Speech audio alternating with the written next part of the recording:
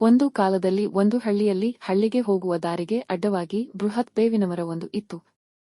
ಆ ಮರದ ಕೆಳಗೆ ಒಂದು ದೊಡ್ಡ ಕಲ್ಲು ಸಹ ಇತ್ತು. ಹಲವಾರು ವರ್ಷಗಳಿಂದ ಅವು ಒಟ್ಟಾಗಿ ಇದ್ದವು.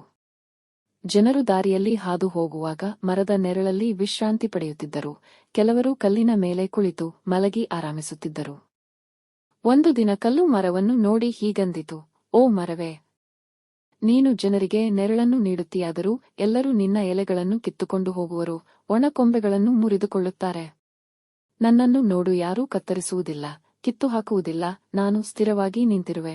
ಬೇವಿನ ಮರ ನಗುತ್ತಾ ಉತ್ತರಿಸಿತು, ಹೌದು ಕಲ್ಲೇ, ನೀನು ಸ್ಥಿರವಿದ್ದು ನೋವು ಅನುಭವಿಸುವಂತಿಲ್ಲ. ಆದರೆ ನಾನೇನು? ನಾನು ಜೀವಂತವಾಗಿರುವ ಕಾರಣದಿಂದ ನನ್ನ ಎಲೆಗಳನ್ನು ಔಷಧಿಗೆ ಬಳಸುವರು. ನಾನು ಜಗತ್ತಿಗೆ ನೆರಳನ್ನು ನೀಡುತ್ತೇನೆ. ಜನರು ನನ್ನ ಬಳಿಗೆ ಬರುವುದು ಶಾಂತಿ, ಹಿತಕ್ಕಾಗಿ. ನಾನವರ ಸೇವೆಗೆ ಅರ್ಪಿತನಾಗಿರುವೆ. ನೋವು ಇದ್ದರೂ ನಾನು ಬದುಕುತ್ತಿರುವೆ, ಪ್ರೀತಿಯನ್ನು ಪಡೆಯುತ್ತಿರುವೆ. ಈ ಮಾತು ಕೇಳಿದ ಕಲ್ಲು ಅಲ್ಪ ಸಮಯ ಶಾಂತವಾಯಿತು.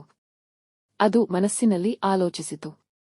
ನಮ್ಮ ಜೀವನದಲ್ಲಿ ನೋವು ತಿಂದರೂ ಸಹ ಬೇರೆಯವರಿಗೆ ಸಹಾಯಕಾರಿಯಾಗಿರಬೇಕು, ಯಾರಿಗೂ ನಮ್ಮಿಂದ ನೋವಾಗದಂತೆ ನಡೆದುಕೊಳ್ಳಬೇಕೆಂದು ತೀರ್ಮಾನಿಸಿತು.